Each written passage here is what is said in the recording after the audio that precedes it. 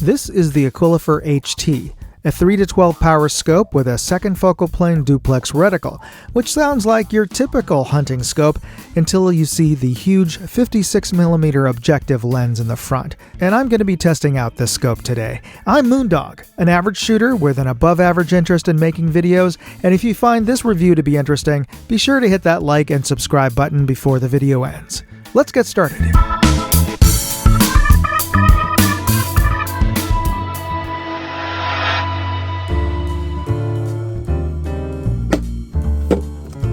Let's skip the boring unboxing videos and just take a look at what you get inside the box.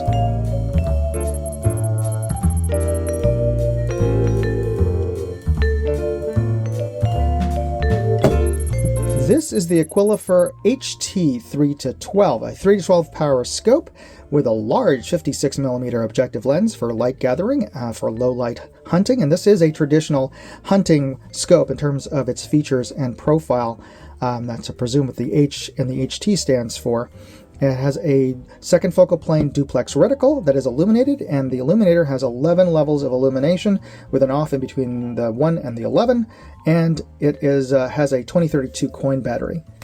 And each of the clicks are definitive and in indexing. And let's take a look at these turrets here, and I should point out that this, as a traditional hunting rifle, does not have a parallax focus. It has a fixed parallax, I believe, at 100 yards. And let's take a listen at these turrets with the elevation, audible, tactile positive, with just a hair of a wiggle at the click. Each of the clicks is 1/10 of an MRAD, and they are user resettable. And let's take a listen to our windage, audible, tactile positive, just a hair of a wiggle again. Like a lot of budget scopes, the alignment of the turret to your base indicator is just a hair off, at least as the windage goes.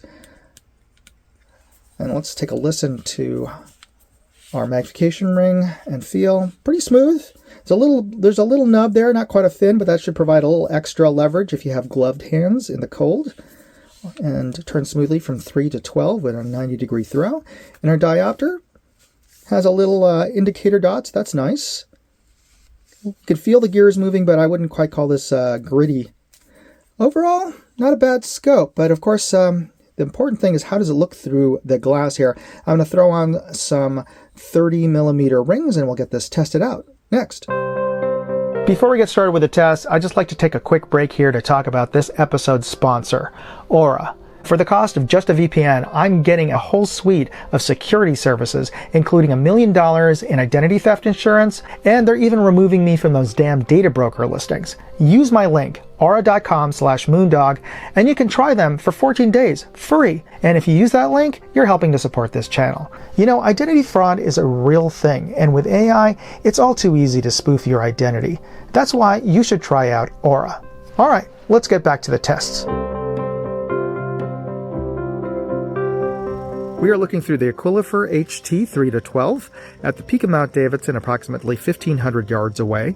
I've got the scope set at its lowest power of 3 to give our best overall image through the glass, and what I'm seeing is a very color accurate and bright, clear image from edge to edge. Now I'm seeing a little bit of CA in very high contrast areas, like where the edges of the trees meet the sky, but it's not bad. And bear in mind, some of that CA is coming from the camera lens itself. So I'm going to bring this up about halfway to 7 power, and typically halfway in a scope is its sweet spot in terms of overall performance. And I'm seeing just a hair of chromatic aberration in the tree line, but otherwise it's still equally sharp from edge to edge.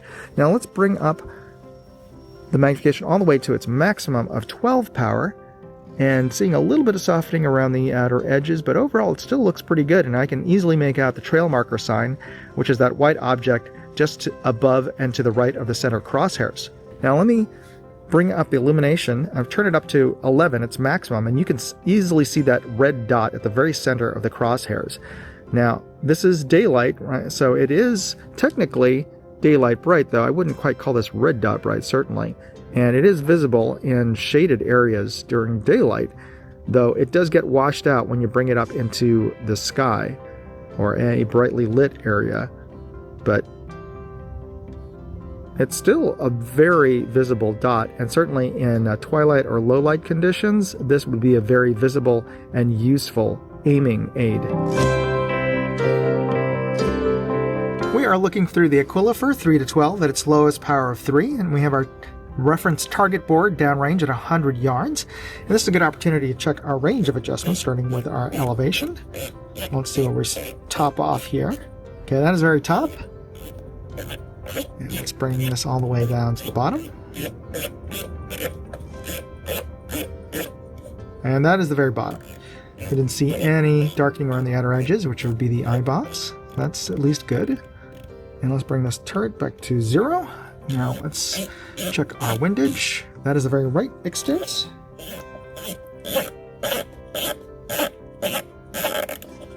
And that's the very left extent. So basically one target stand over. Now let's bring this back to factory 0 on this turret. All right. Now let's bring up our magnification. Okay, all the way to its maximum of 12 power, and take a look at the target board. Now I can see quite a bit of chromatic aberration around the outer edges. You can see that in the target frames on either side of our main reference target board. And bear in mind, the camera also imparts chromatic aberration from its own lenses, but this is quite visible here. And we can see some detail on the target board. I can faintly see lines on our grid target that we are lined up to the bottom left highlight on that grid target. So let us do a full rotation on this turret, and let's just do a box test. Okay, starting with our elevation, and let's go with our windage, a full rotation, and let's turn this elevation back, full rotation, and then turn our windage back a full rotation.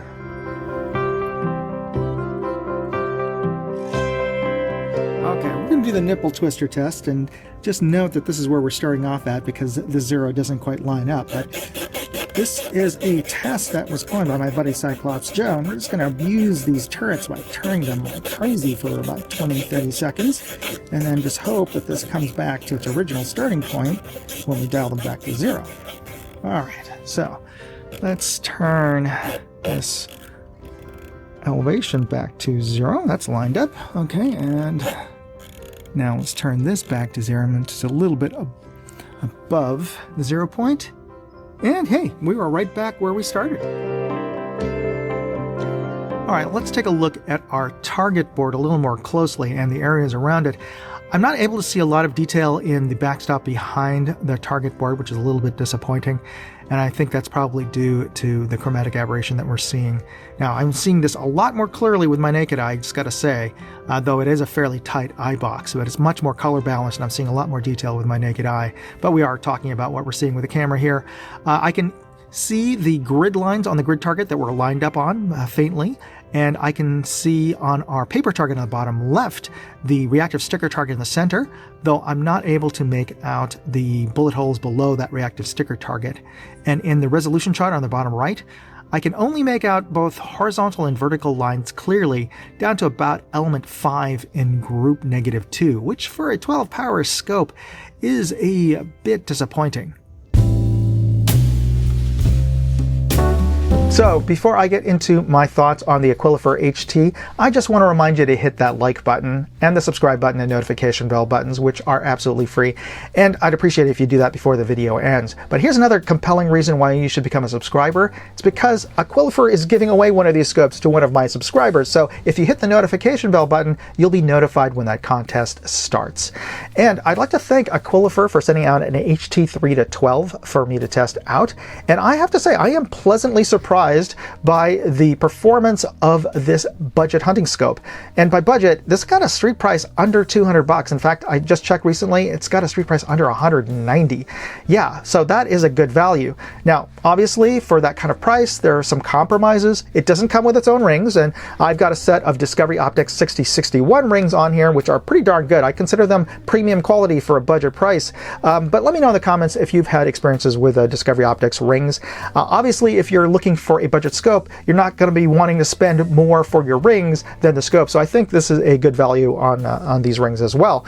Also, at that price tier, you're not going to be using super exotic lightweight metals in this. It uses standard aluminum, aircraft grade aluminum on the body of this scope. So it's not the lightest hunting scope out there. But part of the reason for that is because it's got this honkin' huge 56 millimeter objective lens. More glass means more weight. And I think 56 is effectively double the size of a typical hunting scope. Now remember, if that's like in the inverse square law in terms of the glass surface area wise, I don't know. I'm not an optical physicist like Dark Lord of Optics. If you happen to know, please leave me a comment about that. But what I do know is that more glass in the front, a larger objective, means more light coming into the scope. So the effect of that is a very bright image, even in low light or twilight conditions. So great for hunters out there.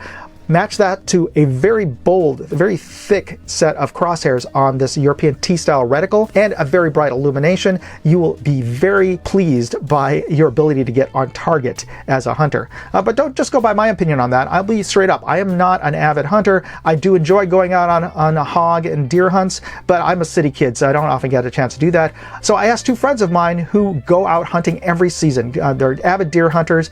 You should check out the review videos on the Aquilifer HT from my buddies American Hillbilly and Kentucky Rimfire. I'll include a link to their video reviews in this video's description. And if you're interested in this scope, I'll include all the information I have in my full written review. You can find a link to that in this video's description as well. So thanks for checking out that review, and thanks for checking out this video. God bless and good luck on the contest. Moondog out. What did you think of the video? Leave me a comment. And you can always chat with me on X, Facebook, or Instagram.